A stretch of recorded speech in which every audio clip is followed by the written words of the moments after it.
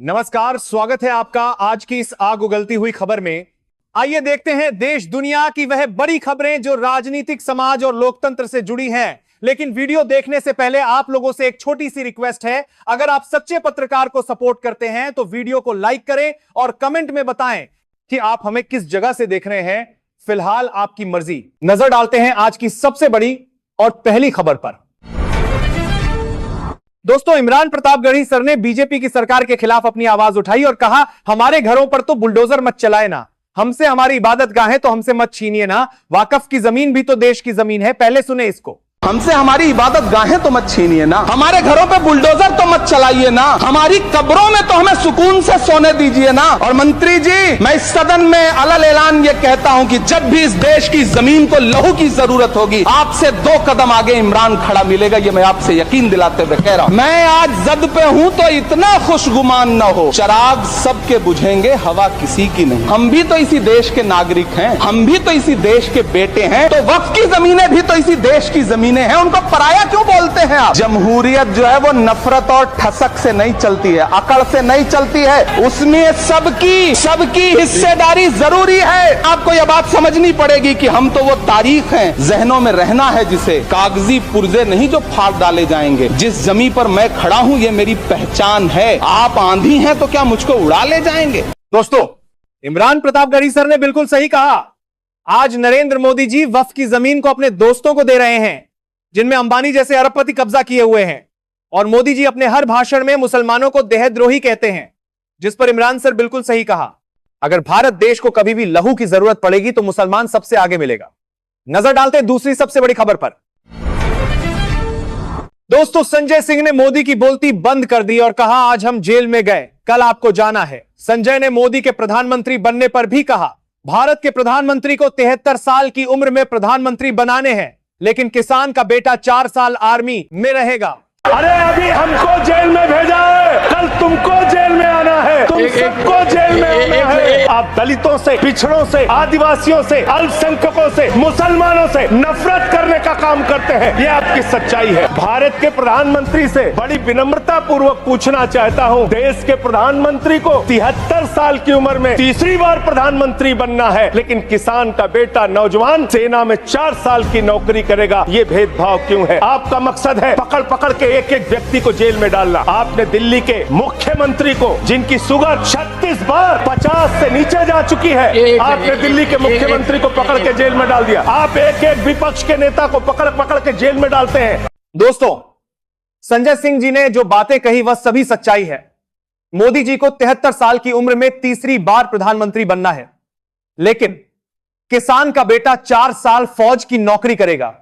यह क्या इंसाफ था? दोस्तों, एक जवान नौकरी लगने के लिए 5 साल मेहनत करता है, लेकिन उस नौकरी पर सिर्फ 4 साल रहेगा। बढ़ते हैं तीसरी सबसे बड़ी खबर पर। दोस्तों, राहुल गांधी की बहन प्रियंका गांधी ने भी मोदी को आज संसद में खूब धोया और कहा, आपको नेहरू जी से जितनी होगी शिकायतें हैं आप कर लीजिए, लेकिन उसके बाद महंगाई और बेरोजगारी पर भी बात कीजिए। नेहरू जी ने कौन सी गलतियां की सुना लीजिए, फिर खत्म। उसके बाद बेरोजगारी, महंगाई। आपका मकसद है कि हम फिर से उसी अतीत में मंडराते रहें, उसी की तरफ हम देखते रहें जो हो चुका है, जो बीत चुका है, क्योंकि ये सरकार वर्तमान और भविष्य की ओर देखना ही नहीं चाहती। आज मोदी जी वह प्रधानमंत्री नहीं रहे जो एक समय में थे।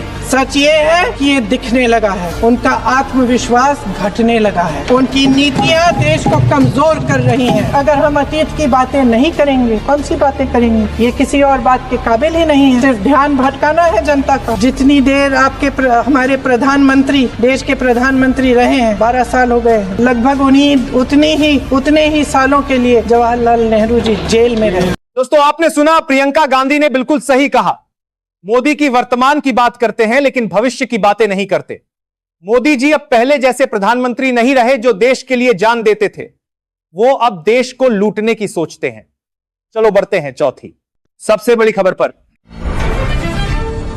दोस्तों, रेखा बिरला ने मोदी और अमित शाह को खूब धोया और कहा, आज मोदी जी बंगाल के लोगों से कहते हैं कि वह अपना बर्थ सर्टिफिकेट दिखाएं, लेकिन क्या मोदी जी खुद अपने मां बाप का बर्थ सर्टिफिकेट दिखा सकते हैं? क्या अमित शाह दिखा सकते हैं? हमारे देश के माननीय प्रधानमंत्री अपने माता पिता का जन्म प्रमाण पत्र दिखा पाएंगे? क्या हमारे देश के माननीय गृह मंत्री अपने माँ बाप का जन्म प्रमाण पत्र दिखा पाएंगे? क्या आरएसएस प्रमुख मोहन भागवत अपने माँ बाप का प्रमाण पत्र दिखा पाएंगे? या माननीय अध्यक्ष महोदय आप स्वयं अपने माँ बाप का प्रमाण पत्र दिखा पाएंगे? अगर ये संभव नहीं है, प्रधानमंत्री, गृह मंत्री अपने माँ बाप का बर्थ सर्टिफिकेट नहीं दिखा सकते, तो क्या उन्हें, मैं कंक्लूड ही कर रही सर, क्या उन्हें डिटेंशन सेंटर भेजा जाएगा? अगर वो लोग डिटेंशन सेंटर नहीं जाएंगे तो इस देश का आम गरीब मजलूब परिवार का सदस्य क्यों डिटेंशन सेंटर जाएगा? ये सवाल आज इस लोकतंत्र के मंदिर में मैं आपके माध्यम से केंद्र सरकार से पूछना चाहती हूं। दोस्तों, आपने सुना, रेखा बिरला जी ने बिल्कुल सही कहा। मोदी जी जो हर बंगाल के नागरिक से बर्थ सर्टिफिकेट मांग रहे हैं, क्या मोदी जी के खुद के पास अपने मां बाप का बर्थ सर्टिफिकेट है? अगर नहीं है तो मोदी जी भी घुस बैठिए। बढ़ते हैं पांचवी सबसे बड़ी खबर पर। दोस्तों, चंद्रशेखर आजाद जी ने दलितों मुसलमानों के लिए अपना प्यार दिखाया और बीजेपी सरकार के खिलाफ अपना गुस्सा दिखाया कि आज दलितों को मूछें रखने पर, मटकी छूने पर जान से मारा जा रहा है। आज मुसलमानों को भी दाढ़ी और टोपी देखकर मारा जा रहा है। हम मरने के लिए पैदा नहीं हुए, जो चाहता है हमारी हत्या कर देता है। मूछें रखने पे, घोड़ी पे बैठने पे, मटकी छूने पे हमारी हत्या हो रही है। क्या बदला है सर? 70 साल बाद भी दलित पिछड़े मुसलमानों पे हिंसा नहीं रुक रही है सर। देश किसी की बपोती नहीं है। देश संविधान से चलता है सर, और संविधान से चलेगा। पिछले सारे प्रधानमंत्रियों ने मिलकर जितना कर्ज लिया है उससे दुगना कर्ज हमारे वर्तमान के प्रधानमंत्री जी ने लिया है। किसान अगर अपना कर्ज माफ कराने के लिए जाता है तो लाठी झेलनी पड़ती है, जबकि सरकार ने धन्ना सेठों का 15 लाख करोड़ रुपए माफ किया है। भाजपा ने चुनावी लाभ के लिए सबका साथ सबका विकास के नारे दिए जो खोखले हैं, क्योंकि 10 साल में दलित, पिछड़े, आदिवासी, मुस्लिम और अन्य धार्मिक अल्पसंख्यक के जो अत्याचार हुए हैं वो किससे छिपे हुए नहीं है। ये गलत है, ये बंद होना चाहिए। दोस्तों, चंद्रशेखर आजाद जी ने मोदी के लिए हुए कर्ज के ऊपर भी अपनी आवाज उठाई। दोस्तों, आपने सुना, मोदी ने देश को कर्ज में डुबो दिया है। जितना कर्ज 75 साल में आने वाली सरकारों ने नहीं लिया, जितना कर्ज कुछ दिनों में ही बीजेपी सरकार ने ले लिया। बढ़ते हैं छठी सबसे बड़ी खबर पर। दोस्तों, एक और हमारी संसद बहन ने मोदी को भरे संसद में धोया और कहा, आप कह रहे हो कि आप बिहार चुनाव को जीते हो, लेकिन नहीं, आप उसको चोरी से जीते हो। आज देश के अंदर गरीब और भी ज्यादा गरीब हो रहा है और अरबपति आसमान को छू रहे हैं। सुने इसको।